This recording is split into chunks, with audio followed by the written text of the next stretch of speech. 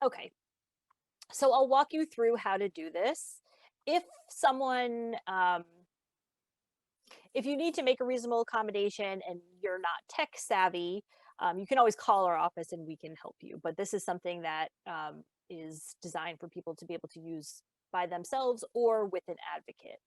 So you just need to agree to our terms and conditions, submit. Okay, so step one, if you're making the request for yourself, if you're a person with a disability who needs to make a request for accommodation or modification, you just click that. If you're making the request on behalf of someone else, you can click the second button. So that's what I'll click here. So you provide your own contact information. So I'll just do myself.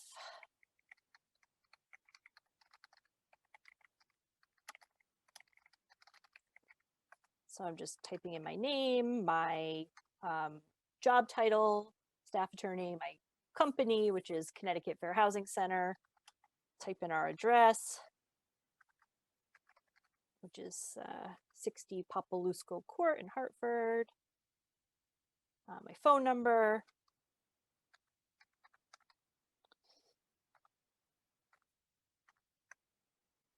And my email address. Then you just hit next. So then this will, when you're on step two, it brings you to the client or the tenant's contact information. So I'm just going to make up, we'll just use John Doe so I can show you how to do it. So you just type in their first and last name, type in their address. I'll just use the sample one here.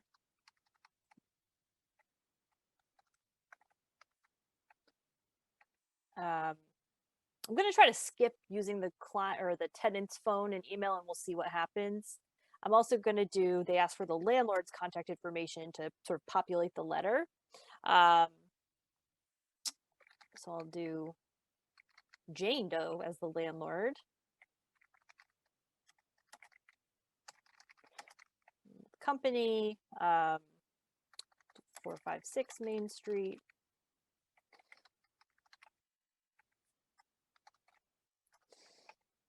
Okay.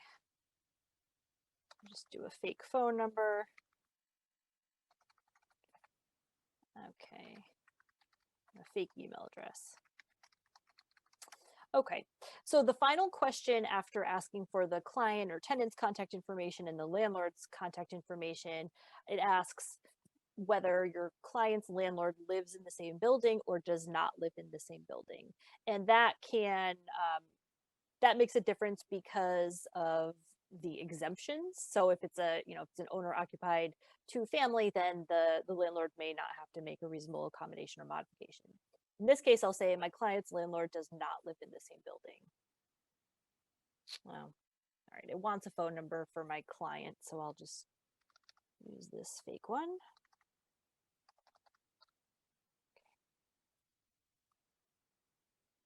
Okay, so step three, it's asking you to determine whether you're making a reasonable accommodation request or a reasonable modification request. So again, an accommodation is asking for an exception to a rule, a policy, or a practice. A modification is a structural change. So in this case, I'll do a modification. Then it brings up some information that we were discussing before about the funding or the paying for a modification, and says, owners of private housing are not required to pay for modifications. Your client still may request a modification, but your client may have to pay for the modification themselves. Sometimes you yourself, if you're a tenant, or if you're working with someone who's a client of yours, they may not know if they are in a subsidized housing. I've seen that where people might think HUD is involved somehow, but they don't know. They don't know how, they don't know what the program is. So, it might be good to do some research and not take your client's word for it if they're not sure if there's funding or what type of funding is involved. And if it's a particularly confusing or complex situation, definitely feel free to reach out to our office or to HUD. I mean, HUD or the state should be able to tell you the funding source. Okay. Step four, my client is limited in my client's ability to do the following activities. So all of these are examples of major life activities. So in this case, because I'm requesting a modification, I think I will do walk. And so over here, it says my disability limits my ability to walk. I'm also going to add climb stairs because I'm going to ask for a ramp. So let's see what happens. Okay, step 5. Because of my client's limitation, my client needs the following modifications to my client's unit. So you can select any of these options, such as install a chairlift, install new carpets, install railing, install a ramp. That's what I'll select. Or if it's something different, you can just type that in the other box to the right of the check marks. So I'm going to be requesting install ramp. So it says, I need the following reasonable accommodation, modification, install ramp. Okay. So step 6.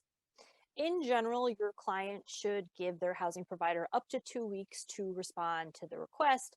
If the request is urgent, specify an earlier deadline. So in this case, 2 weeks is May 13th. So I'll just leave that there. But if it is something that, you need to know by the end of next week or this week, you can change that date. Okay. So that's it. That's all you need to do. It's, 6 steps to creating the letter. I will show you what the letter looks like. Okay. Oh. Here, I'm going to have to change.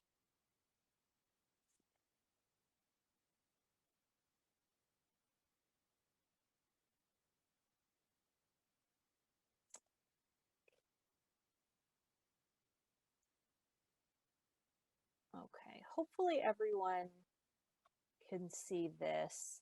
Marissa, are you able to see my screen? I am, but same thing. If you wouldn't mind zooming in just a little bit. Okay, but you can see the letter? Yes. Okay, great. Okay, so here's the letter based on the information that I provided. So it has today's date, April 29th.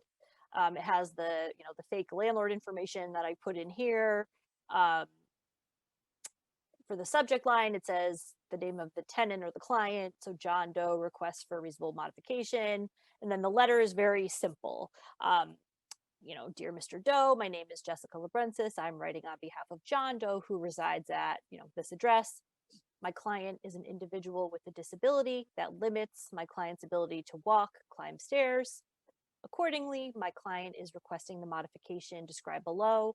This modification is necessary to afford my client full and equal use and enjoyment of my client's home. My client requests the following structural change in their apartment or other part of the housing complex, install ramp.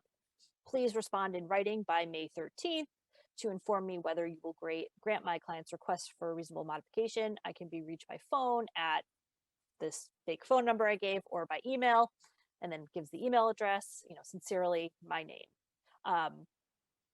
So this is a letter that, it can be sort of awkwardly worded. I will say that, kind of depending on the specifics of what you're asking for. You're able to, at the top, it says enable editing.